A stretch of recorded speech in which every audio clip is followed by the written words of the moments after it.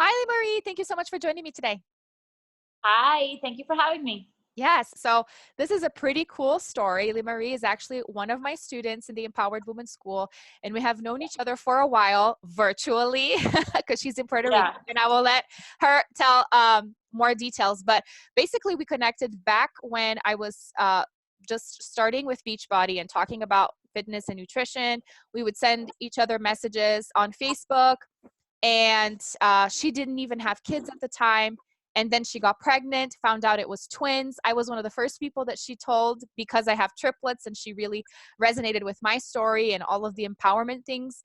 And now she's a part of the school, and she's been enjoying the whole personal development process and the growth. And I am so excited to hear your side of the story of how it all began when we connected, and also about your journey with empowerment, even before marriage, before having kids, and all of that. Okay. So first of all, the search that I was doing on the internet when I came up with your page, and that's how I connected with you originally, Mhm. was on fit motherhood. Okay. Because so my boyfriend and I had been dating for a while, and we had spoken about marriage and children and whatnot. But so he was already over 40, and I was close to 40, Mm, and I was worried because I had already at one point in my life given up on the idea of motherhood. mm. I thought, well, you know what? Maybe that's just not what God had in store for me, and that is okay. Maybe there's a different purpose, and I was just trying to be okay with that. And then Mhm. all of a sudden, I meet my husband and father of my children now, and it just evolved very quickly. He wanted to be a dad. He wanted a family, and it was just one of those things that we connected immediately, and it just took off. Mhm. So then, as women often do, Mhm. I started questioning whether I could do this. Mhm. Can I become a mom at a more of an advanced age? Because you hear all these things that it's high risk, that so many things can go wrong. And you also hear that the older you are, the higher the chances of multiples. Yes. So so I was nervous about all these things, and I start researching, and all of a sudden I see this girl, because you looked so juvenile and so full of energy, and you are in this banner picture with your three kids, and they are toddlers at this time, but they're early toddlers. Yeah. And I was just so I was like, wow. And I immediately wanted to ask you so many things. And as you know by now, because you know me, I am not shy. So I immediately went to Messenger and I started asking you Mhm. questions. So yeah, I mean, the fact that you were so accessible, and that you were so straightforward and down to earth, and so at home and comfortable with being a mother of triplets, just gave me this confidence that I could do it, that I Mhm. shouldn't be afraid, that and I wasn't expecting necessarily multiples, but I knew it was a possibility. My husband is a twin, Oh, and I have twins in my family as well. okay. And so I was 38, so I was like, yeah, all the things. It's Mhm. just so many chances that I would have multiples. Mhm. And then fast forward 3 years, and I do have multiples. I have twin girls. They are 7.5 months now, crawling and trying to stand, and Mhm. babbling and trying to talk and doing all these cute things. Mhm. And I work full time. My then boyfriend, now husband, we got married, we bought this house, we just did so many things so Mhm. quickly.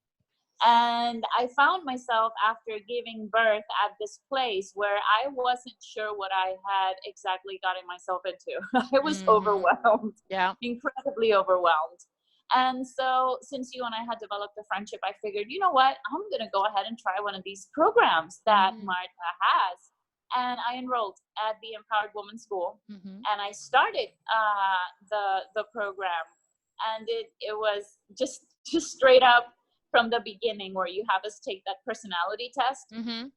that in and of itself was so revealing, because I realized that as I became a mom, a lot of my fears from my past and a lot of the experiences that I had had as a daughter Yeah. had were affecting and impacting what I was doing as a mom so Mm-hmm. much. And so, yeah, I don't know. I don't want to keep on going. No, no, you can. I'm loving the whole trajectory. And especially hearing from you that you were already looking into motherhood. And this is interesting because that's what I noticed. And that's why I kind of shifted my focus from just speaking to moms, because I noticed that lots of women that were not yet moms were looking for me, were looking at me for inspiration and seeing, okay, so she seems to be doing okay. Um, Even though I do share the struggles too, and it's always, a process and a journey, um, that I'm still doing it. So it's kind of like lots of women that were not moms were resonating with me. And then it turns out that it was a message for women in general into Yeah. figuring out what they wanted out of life and dealing with hard situations in general, whether they be motherhood or not. And I'm so happy that you saw that in me, even though that was not even the message that I had at the time, because I was working with fitness. And it's almost like you saw the bigger picture before I even did.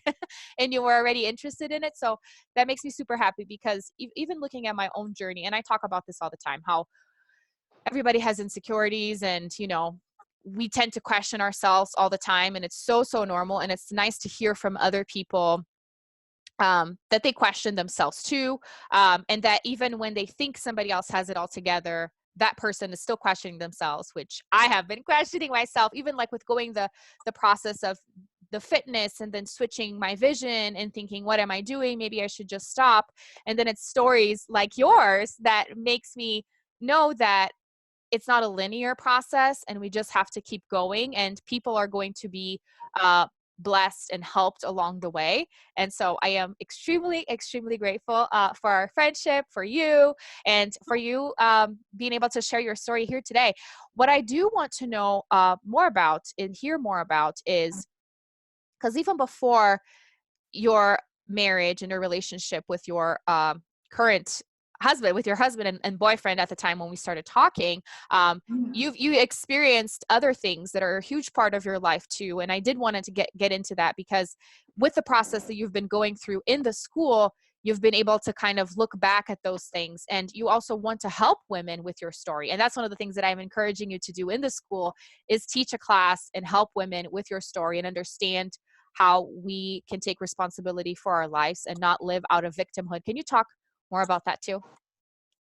Yeah, absolutely. So, way back in 2003, I got married for the first time, Mm. and I married my high school sweetheart.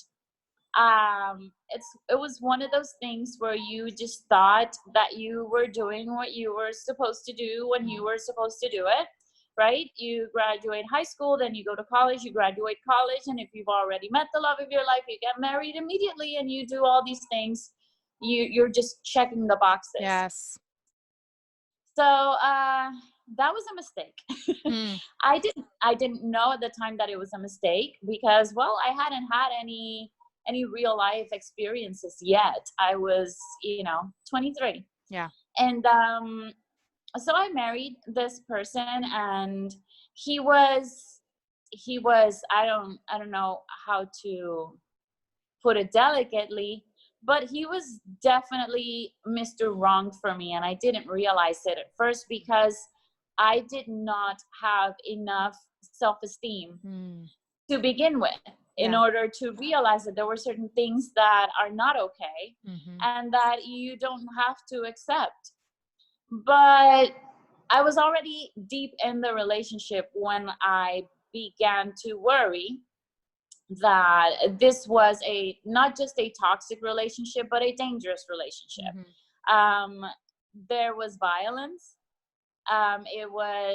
It was violent in a psychological, emotional, and also a physical way. Mm-hmm. And here's the kicker: I was with this person for 11 years. Wow.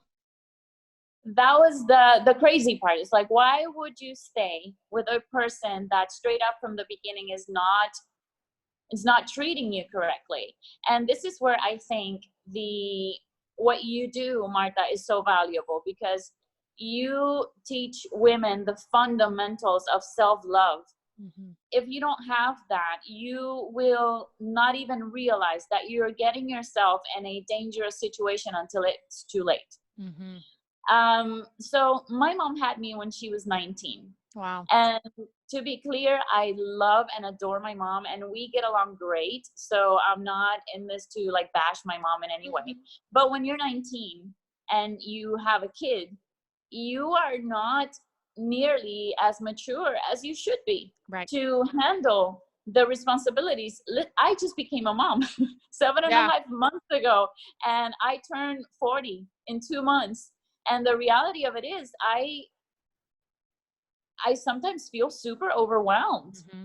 But because I am so much older, I have patience and I can deal with certain things. And I understand that the way I react to certain things might affect my daughters negatively. So I am very careful with the way I react, or when I'm super stressed or anxious or whatever. But when you're 19, this is not a consideration, because you have no idea. Right. You probably think that babies don't remember anything, and you don't really know, and you just go about and not pay enough attention of the behavior that you're modeling Mm-hmm. to your kids, and especially a daughter. Yeah. So I learned a lot of wrong behavior patterns. I was not very good at handling my own emotions or engaging in fruitful conversation when trouble or conflict would arise. Mm-hmm. And so when I got in this relationship, I was 17 when I met my first husband. We got married when I was 23, and I ran away from that relationship when I was 29. Mm. I ran away because I was convinced that I was going to end up in a newspaper, Mm. that he was going to end up killing me, because Wow. it got really bad. I'm not going to go too much on what the abuse actually entailed, but I will tell you this. There is something that should stop, um, you from accepting any kind of mistreatment from anybody at its onset. Mm. And it's self-esteem. When you Mm. love yourself enough, you don't let anybody hurt you. I mean, if you see yourself as a little girl, and I don't know if I read this on a post that you published recently, but the reality of it is, that's the best way to see it. If you look at yourself as a little girl and you think of how vulnerable a little girl is, Mm-hmm. you would never ever let anybody talk to this little girl in any way that could be offensive, or that could be hurtful, or that could be traumatic. Yeah. You would never let anybody get close to them with ill intentions. Mm-hmm. You wouldn't even allow for the risk of certain dangers when it comes to this little girl. But the thing is that we don't love ourselves that way. Right. And that is a problem. That is Mm-hmm. really, I think, the root problem, is that if you don't love yourself enough, you just walk into certain situations not really caring all that much what happens to you, because, and even if you're doing it subconsciously, because to be completely clear, I never walked into a dangerous situation thinking, oh well, if I die, it really doesn't matter. No, Right. not ever. Mm-hmm. The thing is that you don't see it because you're not paying enough attention, Yeah. and you're not paying attention because you don't value yourself enough. Mm-hmm. So Oh my gosh. I had chills when you said there has to be a point where you just know that you can't accept something. And that point, or that thing that's going to help you, is self-esteem. And that is so yep. huge, because we keep waiting for that point, which will be somebody's going to tell you the skies are going to part, you're going to see some type of sign, when all of that is within you, and you just have to Yep. take the time to pay attention to it. And Yep. thinking about it in the sense of a little girl, of you respecting your own little girl inside, your child, your inner child, is really the beginning of all of this, because you wouldn't want to mistreat them. And again, it's not that you are consciously, like you said, mistreating yourself. It's just No. because you're not aware, right? Yep. And I have talked about this before, like when you think self-love and it's become so cliche, of course I love myself. I don't want anything bad to happen to me. And I understand people with mental disabilities or specific traumatic situations that do want to harm themselves. And this is not what Yeah. we're talking about. But there's still a way of you being disrespectful to yourself, right? Absolutely. Unknowingly. And that's when we get ourselves in these situations, and we don't know what to do. And the answer always points back to, how can you love yourself more? How can you respect Mhm. yourself more? This is the answer to this situation, right? I love that you said all of that, because it's everything that I say, but coming from somebody else, it's so beautiful. Because it's the same realization, right? Yeah. Yeah. Yeah. It is. I love And that. and it's actually the thing that I like about the fact that you changed the name of what you used to do. Because when I met you, it was Mom Does It All, Yes.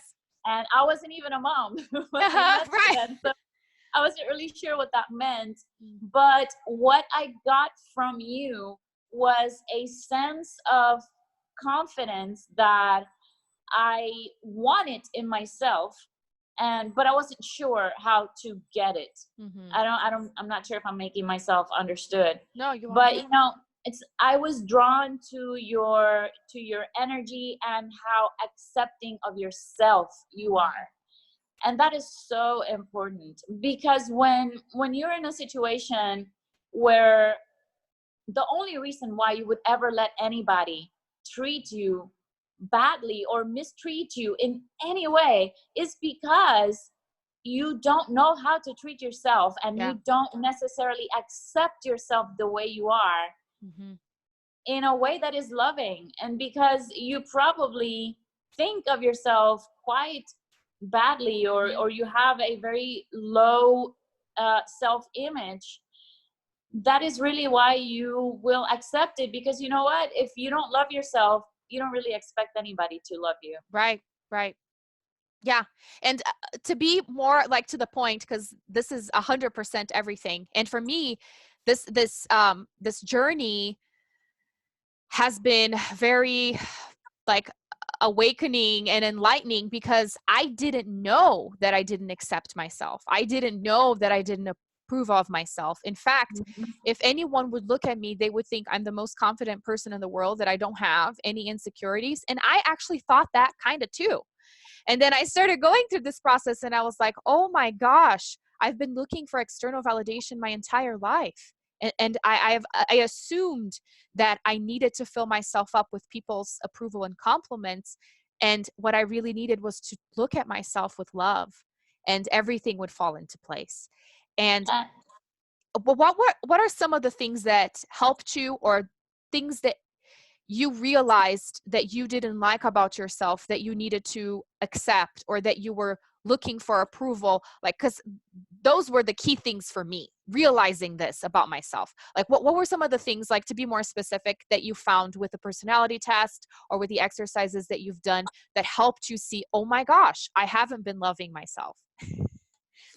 so with the personality test, I saw that I am the loyalist, Mm-hmm. and there's a lot to that type of personality that can be really really good, and it also can be even a bit disruptive. Mm-hmm. Because when you are so committed to an idea or to an objective, you find it really hard to see other points of view or to open up to other possibilities. Mm-hmm.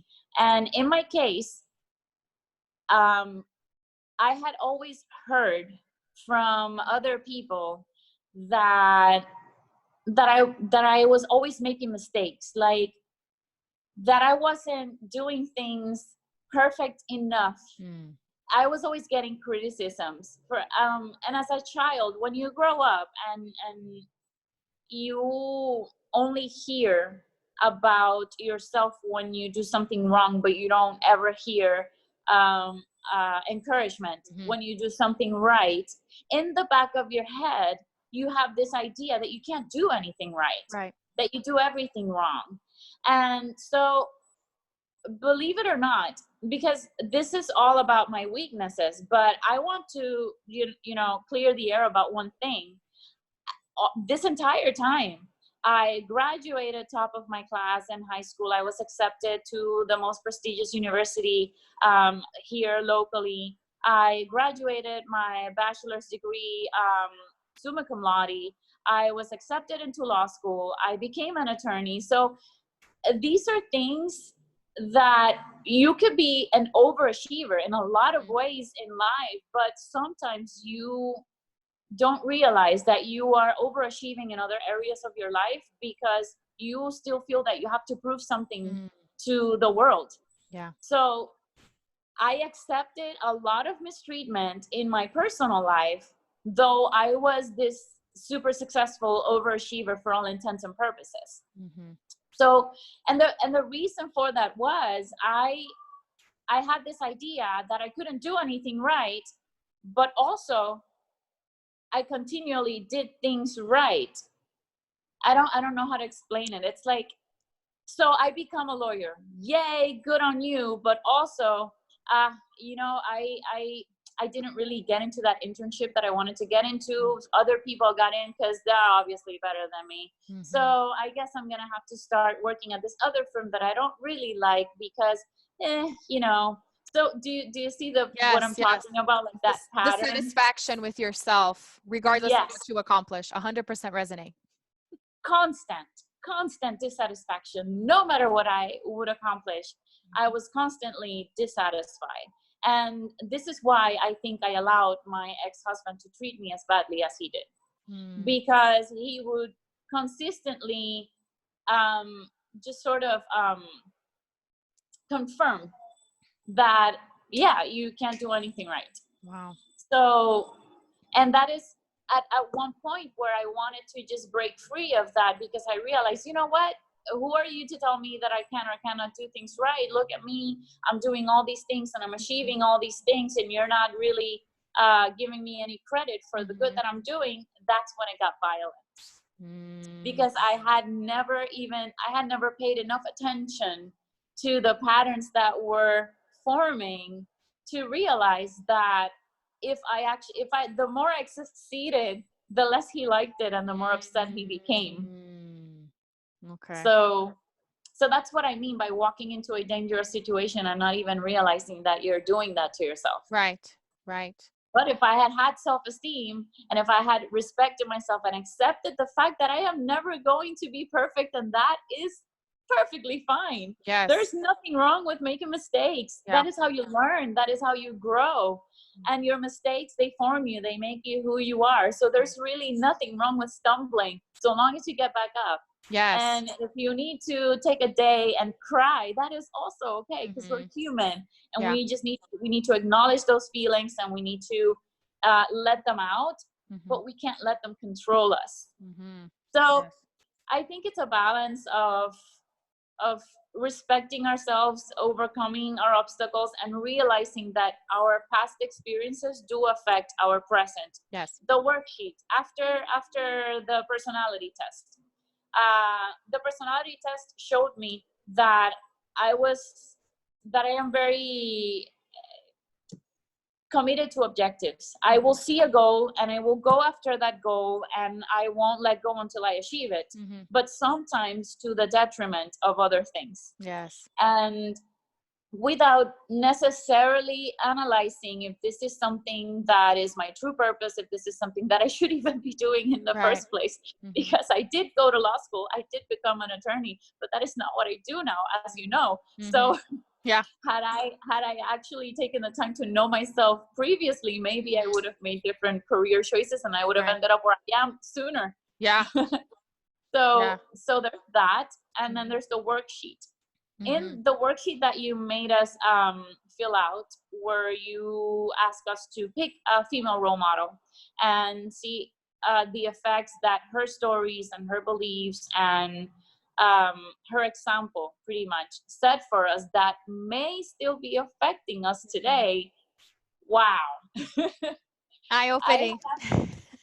that that blew my mind. I spent so long on that worksheet because the more I wrote, the more in shock I was at how much my mom's youth and her immaturity as she raised me Mm-hmm. had affected me to this day. Mm-hmm. I had no idea that her fears were my fears now, Yeah. that her insecurities were my insecurities, and that her wanting, because she was given up for adoption when she was very young. Her mom gave her up, and she didn't really get over it when she had me. Yeah. So she still had that, so she wanted to be this perfect mom, but Mm. she was so young and she didn't understand that perfection is Yeah. impossible to achieve. So she was really hard on herself and also hard on me, because when I did not execute the way she had taught me, then I was making her look bad.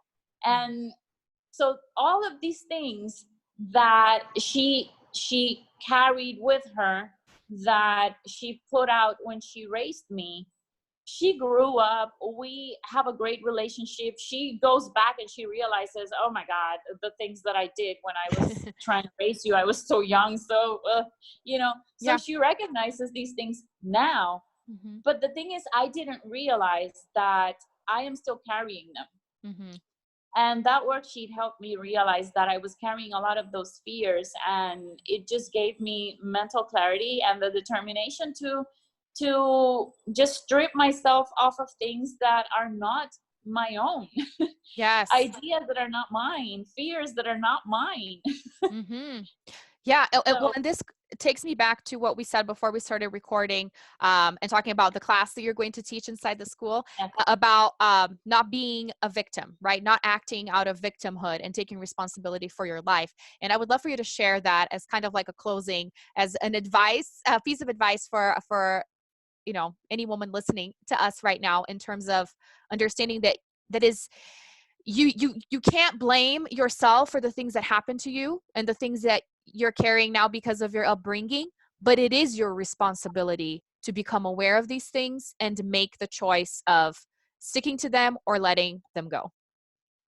Yes, so you don't pick your parents, you don't pick where you're born geographically. Yep. You don't There are so many things that are out of your control. Yes. However, there is so much else that really is under your control, and especially the way that you choose to react to certain things, and what you choose to do with your experiences and what you learn from them.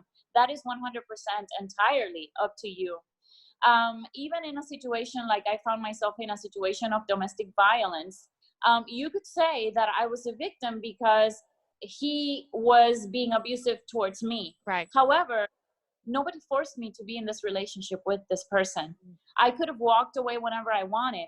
I didn't feel like I could walk away, and that is part of what I would love to talk about in my class, because I want to help other women notice the windows of opportunity, where you can actually make choices to remove yourself from situations that are holding you back, that are hurting you, and that you don't have to be in, that maybe you feel trapped in a certain situation, but the reality of it is there's always a door, there's always a window of opportunity, and there is always a choice. You can always choose to remove yourself from a situation. It may not be as easy, it may not happen overnight, but you definitely have a choice. Your life is yours, Mm-hmm. and it is what you choose that it will be.